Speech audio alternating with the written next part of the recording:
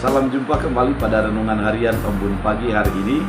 Dan dalam suasana sukacita kita akan menjalani satu pekan yang akan kita jalani. Oleh karena itu pada awal pekan ini kita akan mendengarkan firman Tuhan yang menuntun kita, mengarahkan kita untuk sesuai dengan kehendak Tuhan. Oleh karena itu sebelum kita mendengarkan firman Tuhan, kita bersatu di dalam doa. Damai sejahtera Allah yang melampaui segala akal dan pikiran, itulah yang melihara hati dan pikiran dalam Kristus Yesus Tuhan. Amin. Saudara terkasih, firman Tuhan untuk kita dari 1 Petrus 3 ayat 9. Dalam bahasa Batak Angkola dikatakan, nada terlambat debata mangalehen sangana ahana di janjonia, soana di pikiran di debahala. Tapi sobar doia padop-padop kamu, akke sahalat pe nada dihagioti ia mago. Yotnia ulang sumuban yang sude rohani jol masian akka dosa nabe. Dalam bahasa Indonesia, Tuhan tidak lalai menepati janjinya, sekalipun ada orang yang menganggapnya sebagai kelalaian. Tapi ia sabar terhadap kamu, karena ia menghendaki supaya jangan ada yang binasa, melainkan supaya semua orang berbalik dan bertobat. Demikian firman Tuhan.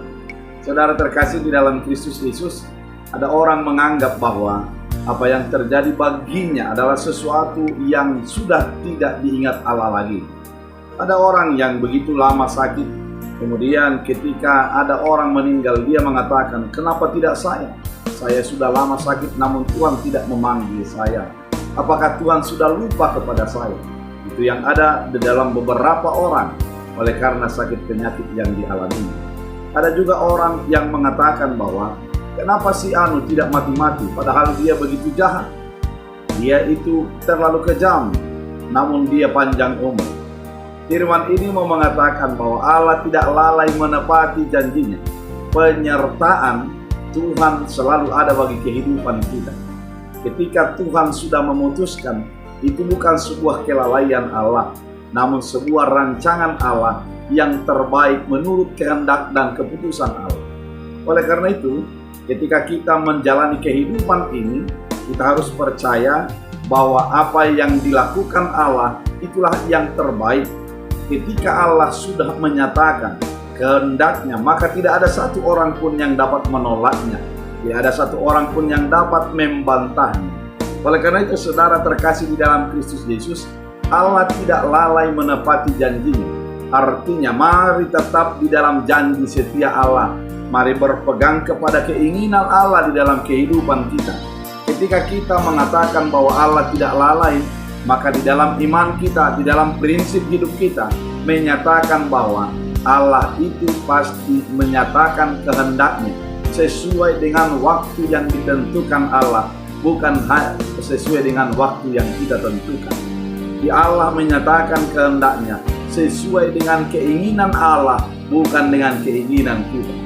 Ketika dikatakan Allah tidak lalai, sudah ada sebuah kepastian di dalam hidup kita. Ketika Allah sudah menyatakan dirinya, Allah menyatakan kasihnya, maka yang terbaiklah yang diberikan Allah di dalam kehidupan kita. Oleh karena itu, saudara terkasih di dalam Kristus Yesus, firman Tuhan melalui Petrus pada firman ini mau mengingatkan kita, ketika Allah sudah berjanji, dia pasti akan menepati. Ketika Allah sudah menyatakan kuasanya, tidak ada satupun yang dapat menolaknya. Karena kehendak Allah, keputusan Allah, itulah yang terbaik bagi kehidupan kita. Ketika Anda mengalami sakit penyakit saat ini, jangan terlalu cepat menyalahkan Allah. Bisa saja Allah mau menyatakan kuasanya melalui apa yang terjadi bagi kehidupanmu. Ketika engkau mengalami kegagalan, jangan langsung putus asa. Lihatlah tangan Tuhan, penyertaan Tuhan melebihi daripada apa yang engkau pikirkan. Ketika engkau berserah dengan mengatakan, aku berserah kepadamu Juru Selamat, aku berserah. Pada saat itulah Tuhan akan memutuskan sesuai dengan kehendaknya. Sehingga yang dibutuhkan daripada kita adalah kesabaran. Yang dibutuhkan dari hidup kita adalah ketekunan untuk tetap beriman, untuk tetap menggantungkan diri kepada keputusan dan kehendak Allah. Allah tidak lalai menepati janjinya. Oleh karena itu, kita sebagai orang yang hidup di dalam penyertaan Allah, biarlah apa yang dikehendaki Allah menjadi bahagian daripada kehidupan kita. Biarlah keputusan yang dilakukan Allah menjadi keputusan yang terbaik dalam diri kita. Kita berdoa. Terima kasih Tuhan, firman ini mengingatkan kami, menyegarkan kami untuk berserah sepenuhnya kepada keputusan Allah, menyerahkan diri sepenuhnya kepada kehendak Allah dalam hidup kami. Dalam firman ini menjadi berakar, berbuah, bertumbuh bagi hidup kami. Dalam Kristus Yesus kami berdoa mengucap syukur. Amin. Tuhan Yesus memberkati.